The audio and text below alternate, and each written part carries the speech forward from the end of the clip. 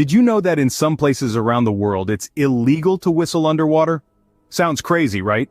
Laws are the glue that hold societies together, providing a framework for order and governance. But sometimes, they can be outright strange, bordering on the absurd. We're talking about regulations so peculiar they'll have you scratching your head in disbelief. From underwater whistling bans to chickens' days off, these laws truly exist. Let's dive into the world of the most bizarre laws from around the world.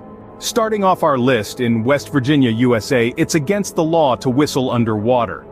Yes, you heard that right, folks. It's an actual law, and it's as bizarre as it sounds. Now, you might be wondering, why on earth would anyone need to whistle underwater, let alone make it illegal? Well, let's dive into this peculiar law and its origins. It's believed that this law was put into place during the early 20th century. Divers often used a system of signals, including whistling, to communicate with their teams above the surface. But why make it illegal? The theory goes that the whistling could potentially confuse the communication system, leading to serious, even fatal, accidents. So, to ensure the safety of divers, the state of West Virginia made it illegal to whistle underwater. Now, we're not entirely sure if this law is still enforced today. After all, modern diving equipment has come a long way, and divers now have more sophisticated ways to communicate underwater. However, it seems that the law has never officially been taken off the books, so the next time you find yourself diving in the waters of West Virginia and feel an urge to whistle your favorite tune, you might want to think twice. You never know who could be listening. So if you're a diver with a whistling habit, better watch out in West Virginia.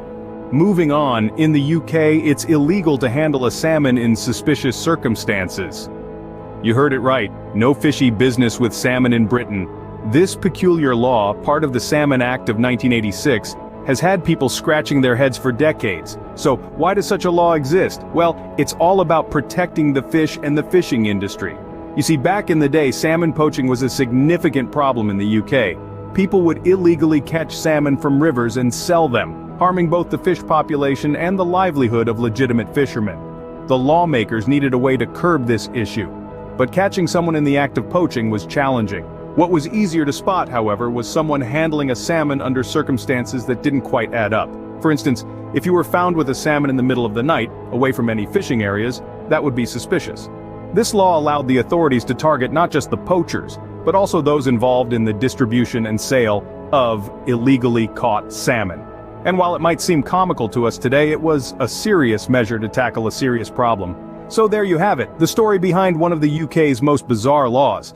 It's a reminder that sometimes the strangest sounding rules have the most practical reasons behind them. Next time you're in the UK, handle your seafood with care. Heading over to Alaska, it's against the law to give a moose a beer.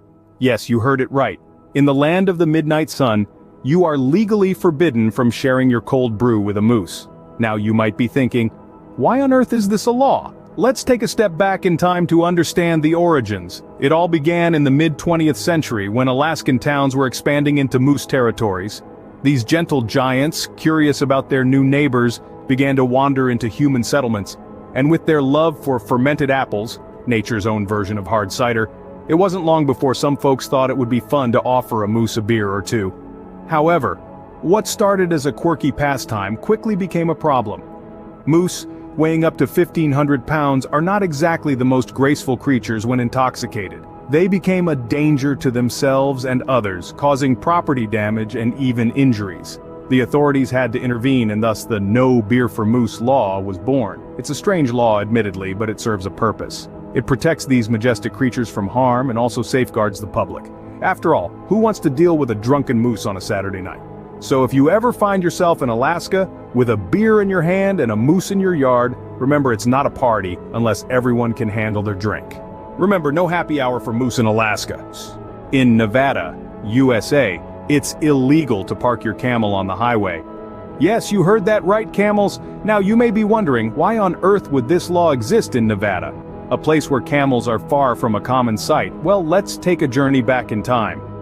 In the mid-19th century, the U.S. Army had an idea to use camels as pack animals in the arid western states. The experiment proved unsuccessful, and many of the camels were set loose or sold off. Now, fast forward to the early 20th century, Nevada's highways were becoming increasingly congested with motor vehicles. Camels, being the odd one out, posed a significant hazard to these modern modes of transportation. This resulted in the law that prohibits parking camels on the highway. The law might seem absurd today, but it was rooted in practicality. It was designed to protect motorists from the unexpected and potentially dangerous encounters with these large, unpredictable animals. It's an interesting example of how laws evolve over time, reflecting the changes in society and the environment. So, while the likelihood of seeing a camel parked on a Nevada highway is slim to none today, the law remains on the books. A quirky reminder of a time when camels roamed the American West. So, if you're planning a road trip with your camel, keep this in mind. In Singapore, it's illegal to sell or own chewing gum. Now you might be thinking, why on earth would a city-state ban something as harmless as gum? Well, it all started in the early 1980s. Singapore was dealing with a sticky situation quite literally. Discarded gum was causing all sorts of problems, from vandalism to maintenance issues in their public housing estates and subway systems. The government, known for its stringent laws and cleanliness, decided to take a rather drastic measure. In 1983, a complete ban on the sale and import of chewing gum was implemented. This move aimed to curb the rampant littering and gum-related issues that were plaguing the city. Sure, it might seem a bit extreme, but it did a world of good. The streets of Singapore became gum-free, and the maintenance cost for public utilities significantly dropped. However, this law isn't without its exceptions.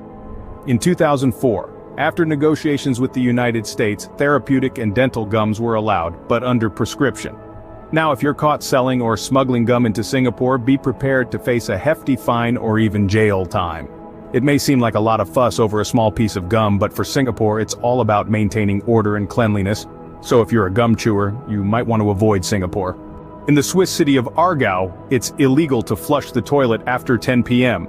This might seem like a bizarre law to those of us who are used to flushing the toilet at any hour of the day or night, but in Aargau it's a real thing. This quirky law originates from a Swiss noise pollution regulation that considers toilet flushing after 10 p.m. as noise disturbance. You see, the Swiss are known for their respect for privacy and peace, and this extends to their laws as well. The quiet, serene nights in Aargau are cherished, and any activity that disrupts this tranquility, including the sound of rushing water from a late-night toilet flush, is frowned upon. Now you might be wondering, why 10 p.m.? Well, this is believed to be the time when most people are settling down for the night, and any loud noise could potentially disturb someone's sleep. So, in a bid to preserve the peace and quiet, flushing the toilet after this hour is deemed illegal. It's also worth noting that this law is more strictly enforced in apartment buildings and shared housing complexes, where the sound of a flushing toilet can easily travel through thin walls and disturb others. So if you ever find yourself in Aargau after sundown, remember, the night there is not just silent, it's legally so. So, late-night bathroom users beware. In Greece, it's illegal to wear high heels at ancient sites.